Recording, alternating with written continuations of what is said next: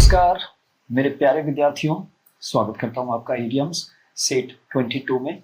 समझिए ऐसा न भूलने जैसा। वजह है उसके पीछे मैं चीज़ों को इस तरीके से डील करने की कोशिश कर रहा हूं अभी तक कि आपको बिल्कुल भी प्रेशर लेने की ज़रूरत ना हो। मेरी मैक्सिमम कोशिश वही रहेगी कि आपको एक बार आप वीडियो देखेंगे और आपको याद हो जाए, क्योंकि बहुत एग्जाम के लिए टाइम हमारे पास नहीं होता है, बहुत जल्दी जल्दी हमें सारा काम निकालना पड़ता है। चलिए बिना देरी किए हुए शुरू करता हूँ। आज का पहला हमारा इडियम है a penny for your thoughts. A penny for your thoughts जो इडियम है ये आपको 1500 ईस्वी के आसपास से इसका रिलेशन है। और 1500 आसपास में अगर हम पेनी की वैल्यू देखेंगे तो कहीं ज़्यादा हुआ करती थी। जैसे आज पैसे की वैल्यू, हम रुपया नहीं बोल रहे हैं बल्कि पैसे की बात कर रहे हैं। आज पैसे की कीमत बहुत कम है, लेकिन 1500-1400 के आसपास पैसे की कीमत तो बहुत ऊपर रही होगी, बिल्कुल रही होगी। तो अ पेनी फॉर योर थॉट्स का संबंध सर थॉमस मूर से है।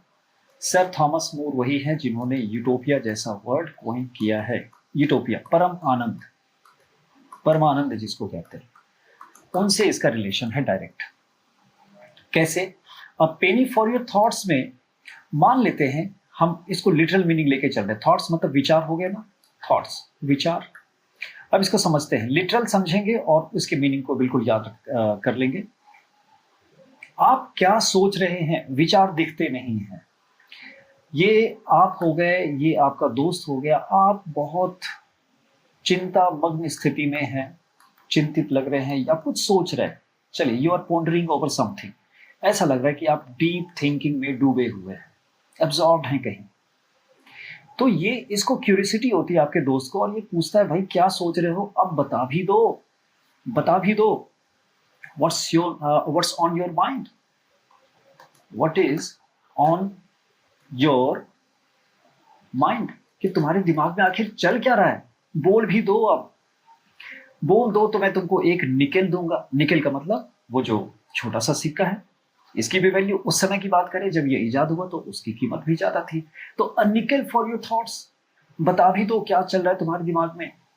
स्पिल द बीन्स, प्लीज राज खोल दो। स्पिल द बीन्स, तुम्हारी चुप्पी अब बर्दाश्त नहीं हो पा रही है, तो प्लीज बता दो क्या सोच रहे हो। इसके लिए जो है ये बना है idiom a penny for your thoughts. आप उसके पैरेलल में आप इसका भी इस्तेमाल कर सकते हैं। All these four idioms have the same meaning, same meaning।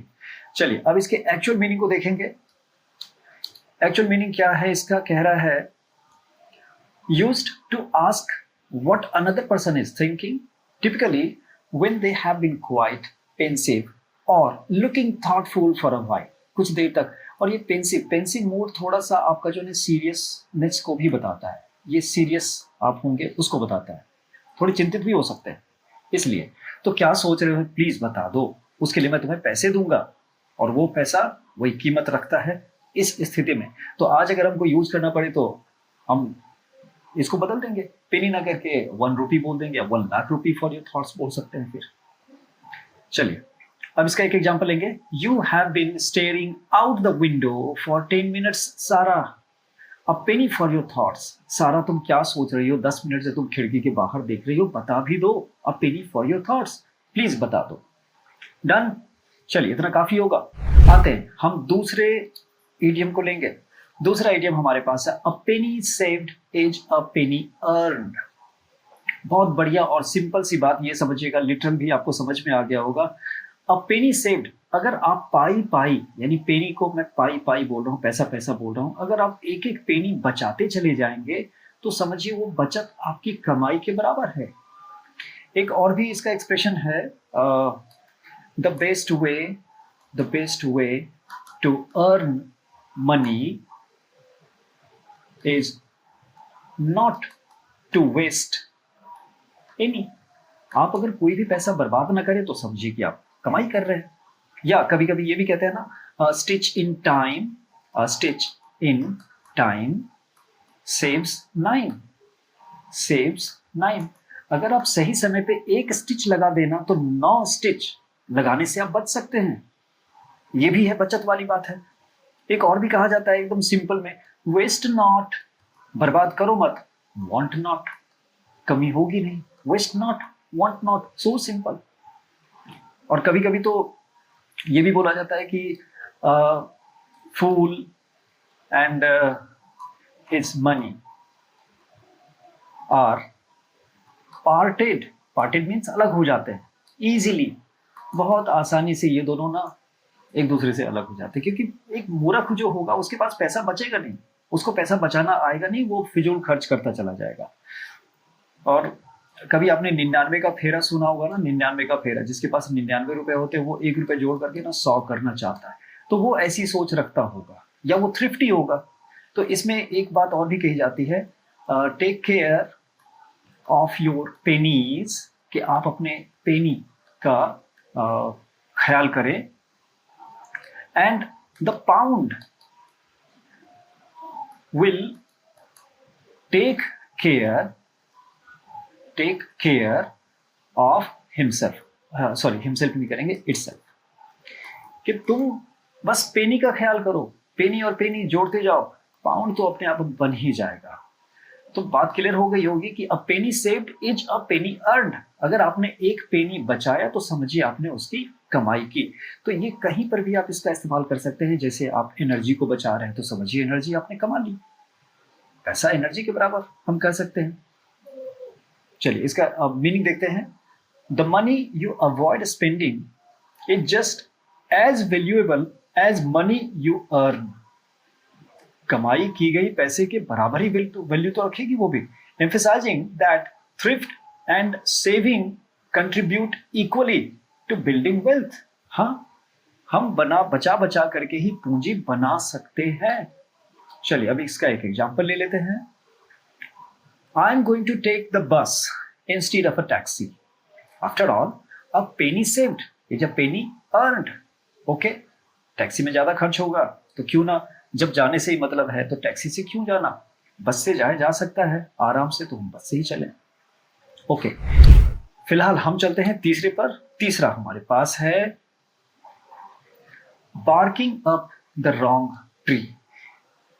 एक जैसे हाउंड हम जानते हैं ना, हाउंड शिकारी कुत्ता, तो कभी कभी हंटर अपने साथ जो हाउंड रखते थे, एक रकून के ऊपर, ये जो बेस है ना, रकून जो जंगली बिल्ली जैसी होती है, तो उसका पीछा अगर हाउंड कर रहा है तो ये रकून जो है या तो इस बिल में घुस गई या पेड़ पे चढ़ गई और यहां से दूसरे पेड़ पे चढ़ी गई, लेकिन ये हाउंड देख नहीं पाएगा और वो इसी पेड़ के ऊपर भौंकता रहेगा। और शिकारी क्या सोचेगा, हंटर को लगेगा कि मेरा जो ये डॉगी है, ये हाउंड है, वो बता रहा है कि यहीं पे रकून है या कोई भी शिकार इसी में घुसा हुआ है, तो ये लोग तो गलत दरवाजे को खटखटा रहे हैं ना। यही है इस ईडियम का बेस, कि barking up the wrong tree. तो ये स्टोरी ध्यान में रखेंगे। जैसे इसको आप ये भी बोल सकते हैं कि सुई को ढूंढना भूसे के ढेर में, look for a needle, look for a needle in a haystack. Haystack लगा हुआ है वहां पे, अब भूसे के ढेर में भला सुई कहां से मिलेगी, तो आप गलत काम कर रहे हैं एक तरह से, वाइल्ड गूचे जैसी बात हो गई। या आपको पता पूछना है और ऐसे आदमी से पूछ रहे हैं जो वहां का है ही नहीं, तो आस्किंग रॉन्ग पर्सन, ये भी एक एक्सप्रेशन है, आस्किंग अ रॉन्ग पर्सन। या आप किसी ऐसी चीज के लिए मेहनत कर रहे हैं जिससे आप थक भी रहे हैं और आपका काम होगा भी नहीं, ये दूसरों को पता है या आपको भी पता है, तो कभी कभी आप भी गलती से ऐसा काम कर जाते हैं, यानी वेस्टिंग योर ब्रेथ, ये भी एक एक्सप्रेशन है, वेस्टिंग योर ब्रेथ। आप नाहक अपनी ऊर्जा जो है ना खपत कर रहे हैं, खर्च कर रहे हैं। या कभी कभी going to the wrong well, going to the wrong well, आप ऐसी जगह या ऐसे आदमी के पास जा रहे हैं जिसके पास आपका हल नहीं है, जिसके पास जाकर के आपकी प्यास नहीं बुझने वाली है। और एक बहुत अच्छी एक कहावत याद आ गई, वो आपको बता ही दूं। एक रेड हरिंग आपने सुना हो तो, रेड हरिंग एक मछली होती है लाल कलर की, लाल मछली। तो अब कोई मछुआरा है, वो इतने सारे फिश को जो है ना, या फिशेस को, वो चाहता तो मछली मार सकता था, मीन्स इतना शिकार उसके पास आ सकता था, लेकिन यहाँ पे उसने क्या देख लिया, एक रेड हरिंग। अब ये रेड हरिंग जो है उसका ध्यान भटका देगी। क्यों? क्योंकि इसका रेड हरिंग जो है अक्सर सेना में इस्तेमाल किया जाता है टैक्टिक के तौर पे कि दुश्मन का ध्यान भटका दिया जाए, या पॉलिटिक्स में इसका इस्तेमाल किया जाता है कि जो मेन जो मुद्दा है ना, मेन जो इश्यू है उससे लोगों का ध्यान भटकाने के लिए या मीडिया का ध्यान भटकाने के लिए कोई ऐसा इश्यू उठा देते हैं जो मसालेदार होता है, तो उसको बोला जाता है रेड हरिंग। तो ठीक इसी तरीके से barking of the wrong tree में भी हम बोल सकते हैं follow a red hurrying, follow a red hurrying. और ये रेड हरिंग जल्दी आपके हाथ लगती नहीं है, इसी वजह से हम ये भी कह सकते हैं barking of the wrong tree की जगह पे। तो कई सारे एक्सप्रेशन इसके पैरेलल में जा सकते हैं। चलिए अब इसके मीनिंग को देखेंगे। मीनिंग कह रहा है, जो मैंने समझाया वो तो मीनिंग है ही, साथ के साथ हम एक्चुअल जो मीनिंग है एस्टैब्लिश्ड जिसको कहते हैं कि हम उसको भी देख करके चलेंगे तो कुछ वर्ड्स हमारे पास और भी हाथ लगने वाले हैं। चलिए मीनिंग कहता है pursuing a mistaken line of thought, मतलब आपकी सोच जहां गलत हो चुकी है आपको पता भी नहीं चला, आप उसी के पीछे चल पड़े, परस्यू उसी को कर रहे हैं। एक्यूजिंग द रॉन्ग पर्सन, या कभी कभी गलत आदमी को हम आपस में देखते हैं कि कभी कभी जब बचपन में हम खेलते थे चोर सिपाही राजा मंत्री ऐसे करके खेल खेलते थे, तो गलती से सिपाही किसी और को ही पकड़ लेता था, ये भी है वही barking of the wrong tree.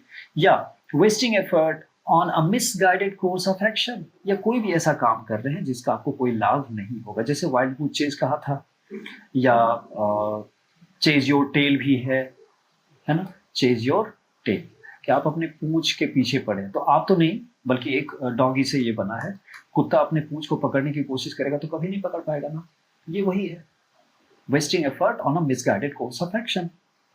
चलिए अब इसका एक एग्जांपल लेंगे और आगे बढ़ेंगे। चलिए इसमें 2 एग्जांपल मैंने दिया है, कहीं कहीं पे मैंने 2-2 एग्जांपल जानबूझ के डाले ताकि ये आपके टिप ऑफ द टंग बैठ जाए उसके ऊपर। चलिए, if you think I stole your lunch, you are barking off the wrong tree, I was in a meeting all morning, गलत निशाना लगा गया तुम, मैंने तुम्हारा लंच नहीं चोरी किया। दूसरा, he is barking up the wrong tree trying to convince her to change her mind, she never changes her mind। अब उसकी आदत है कि वो अपना दिमाग, वो अपनी सोच कभी बदलती नहीं, अपना फैसला कभी बदलती नहीं, और उसके फैसले को बदलने की हम कोशिश करते रहें तो समझेंगे कि we are barking of the wrong tree. Okay, चलिए चौथे पे आते हैं। चौथा इडियम हमारा है birds of a feather flock together. Hindi में कहावत हमने सुन रखा है ना, चोर चोर मौसेरे भाई। यस, चोर चोर मौसेरे, अब इसको लिखने की जरूरत है नहीं, चोर चोर मौसेरे भाई।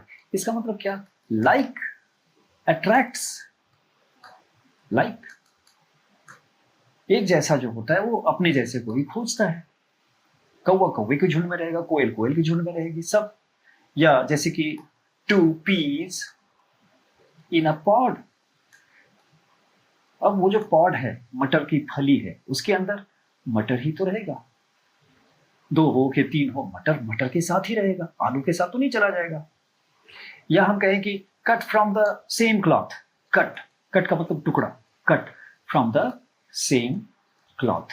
और भी कह सकते हैं कि blood is thicker than water, कहते हैं अपना तो अपना होता है, blood is thicker than water, ये भी कह सकते हैं। या blood calls blood, blood calls blood, खून खून को आवाज देता है, अपना ही अपने को आवाज देता है। तो birds of a feather flocks together में आप इन सब को ध्यान में रखें कि सबका एक ही मतलब हो सकता है। चलिए अब इसके एक्चुअल मीनिंग को देख लेंगे। एक्चुअल मीनिंग कह रहा है people with similar interests, characters और backgrounds tend to associate with each other. Tends to का मतलब ऐसा इरादा रखते हैं, इरादा रखते हैं। टेंड्स टू मतलब उनके नेचर में ऐसा होता है कि अपने जैसों के साथ ही वो रहेंगे, इसीलिए चोर चोर मौसेरे भाई कहा गया ना। चलिए अब इसका 2 एग्जाम्पल है हमारे पास। It makes sense that all the artists in school sit at the lunch table, birds of a feather flock together, कि आर्टिस्ट के साथ ही बैठेगा, birds of a feather flocks together, या सॉरी फ्लॉक टुगेदर। दूसरा, she only hangs out with people who like to gossip, which makes sense, birds of a feather flock together। गपक्कड़ गपक्कड़ के साथ ही घूमता है, डन। चलिए आखिरी पे आते हैं, आखिरी हमारा इडियम है bite off more than one can chew. One can chew, ये चबाने की बात है। पान से ये इडियम इजाद हुआ है। पान, पान का बीड़ा। कभी कभी हम में से किसी ने स्वाद चखा जरूर होगा कि कभी कभी मीठे पान का बीड़ा बहुत बड़ा होता है साइज में, उसको मुंह में रखते ही ना मुंह को फिर बंद करने में दिक्कत होती है, फिर पान को चबाने में दिक्कत होती है। तो वहीं पे कहा गया है कि कभी भी हद से ज्यादा बोझ अपने ऊपर मत ले लो, या जितना तुम मॉर्सेल ले रहे हो, मॉर्सेल MORSEL, या बाइट ले रहे हो, इतनी बड़ी बाइट मत ले लेना, या इतना बड़ा कौर, ये मॉर्सेल है कौर, इतना बड़ा मत ले लेना जिससे मुंह भर जाए और तुम चबा ना सको। तो हद से ज्यादा ओवर रीच नहीं करना चाहिए खुद को।